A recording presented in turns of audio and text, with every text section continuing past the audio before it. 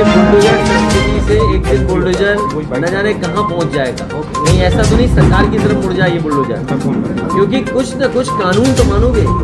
आज बीबीसी का कल मैंने कार्टून देखा, न्यायमूर्ति हटा करके बुलडोजर लग गया है। क्या बुलडोजर न्याय देगा? और आखिरकार बुलडोजर वहाँ क्यों नहीं चल रहा है जहाँ पर बलात्कार की घटना हो रही, बैंक डकैती हो रही? ये बताएं कि बैंक से लॉकर में से चोरी हो गई, अब ये सरकार बताए बुलडोजर किसने चलाई? 5 साल की बेटी अयोध्या फैजाबाद में, अयोध्या में उसके साथ घटना हो गई, बताओ बुलडोजर कहाँ चलेगा? तमाम नौजवान आत्महत्या कर चुके हैं बेरोजगारी के उसको लेकर, बताओ कहाँ चलेगा बुलडोजर? ये जो बातें आज हो रही है 2 महीने पहले क्यों नहीं हुई? मैंने तो अपील की थी कि जो बाबा संत लोग जुल्म करते हैं, जो बाबा संत लोगों का जो व्यवहार है वो ठीक नहीं है।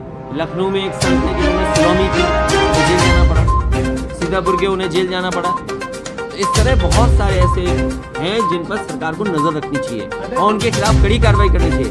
सोचिए, रामनवमी के दिन नवरात्रों में हम हिंदू भाई लोग और हम लोग सब लोग हम प्रचार नहीं करते कि हम व्रत पे हैं, हमने तो नहीं प्रचार किया, लेकिन हमने देखा कि प्रदेश के मुख्यमंत्री जी बेटियों के, कन्याओं के पैर धो रहे थे, पूजा पाठ किया और एक जो तरीका है नवरात्र में वो किया गया।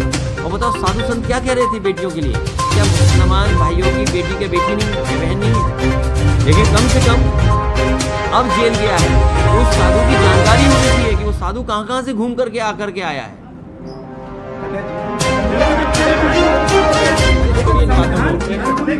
आपको अगर बेरोजगारी पे बात करनी हो, महंगाई पे, तो मैं कर सकता हूँ।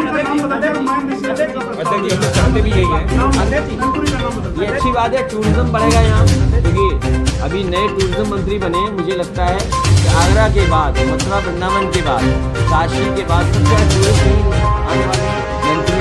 मुझे उम्मीद है कि नाम बदलने के साथ साथ यहाँ पे कुछ ऐसा भी होगा जिससे बहुत दुनिया के टूरिस्ट यहाँ आएंगे।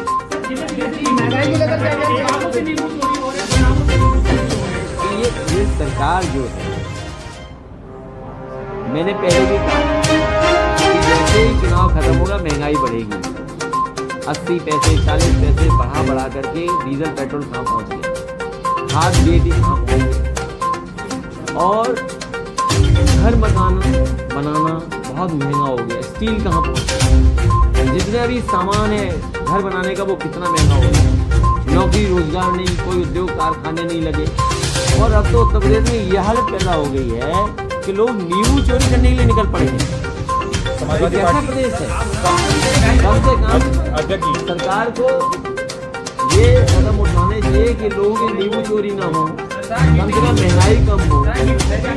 बलिया में बताओ क्या था, पेपर आउट हो गया, उन्होंने केवल खबर, सूचना और जानकारी दे दी, उन्होंने जेल में जाना पड़ा। सुनने में आया कि पेपर आउट वाला नहीं गिरफ्तार नहीं हुआ, इस सरकार में पहली बार पेपर आउट नहीं हुआ। यानी कितनी परीक्षाएं रद्द हो चुकी इस तरीके से।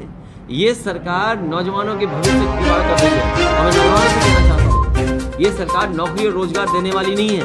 केवल आपको विज्ञापन पढ़ने को मिलेगा सुबह सुबह अखबारों में कि आपको रोजगार और नौकरी मिलेगी।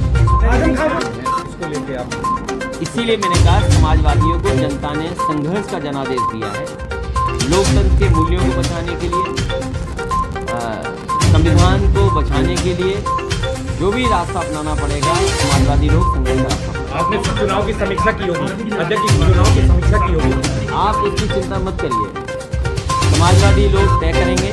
हम लोग बाकायदा, अभी चुनाव खत्म हुआ है, अभी आप अपने तरीके से, लेकिन बहुत जल्दी आप देखेंगे कि समाजवादी पार्टी अपना संगठन और जनता के बीच में लगातार